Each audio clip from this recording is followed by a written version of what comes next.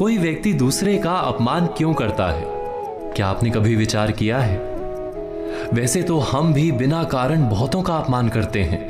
हमारा अपना अपमान भी बहुत बार होता है। संसार का सारा व्यवहार एक दूसरे का अपमान करने पर टिका है। जैसे पति अपनी पत्नी का अपमान करता है, पिता अपनी संतानों का अपमान करता है, नौकरी देने वाला अपने नौकर का अपमान करता है, अर्थात जो भी बलवान है वो निर्बल का अपमान करता है। यदि हम शक्तिमान हैं तो अपमान के बदले में लड़ाई करते हैं, और यदि लड़ने की शक्ति नहीं होती तो हम अपमान सह लेते हैं, स्वयं को निर्बल और असहाय मान लेते हैं।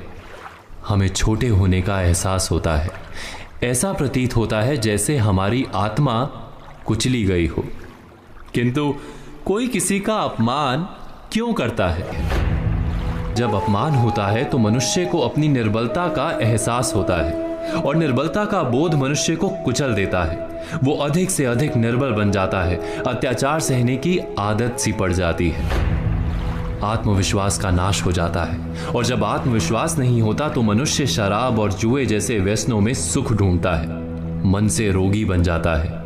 आखिर किसी भी मनुष्य की ऐसी दुर्गति कोई क्यों करता है?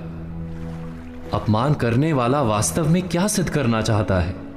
कभी गहराई से विचार किया है? वास्तव में हम किसी का अपमान करते हैं उसकी निर्बलता सिद्ध करने के लिए, ये बताने के लिए कि हम अधिक शक्तिमान हैं। अर्थात वास्तव में अपमान करने वाला स्वयं अपने आप को शक्तिमान या बलवान सिद्ध करने का प्रयास कर रहा है।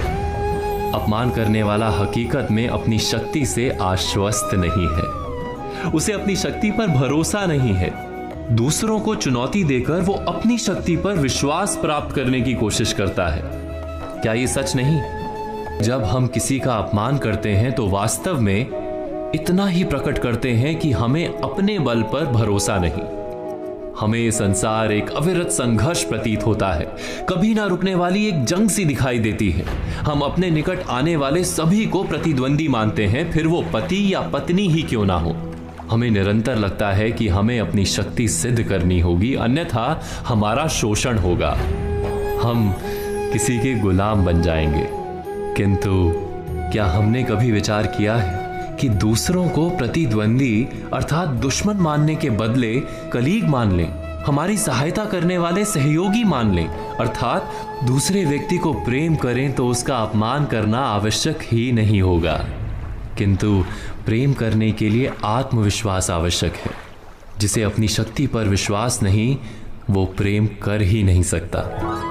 अर्थात जिसका हृदय आत्मविश्वास से भरा होता है, ना वो अपमान करता है, ना अपमान को स्वीकार करता है। क्या ये सत्य नहीं?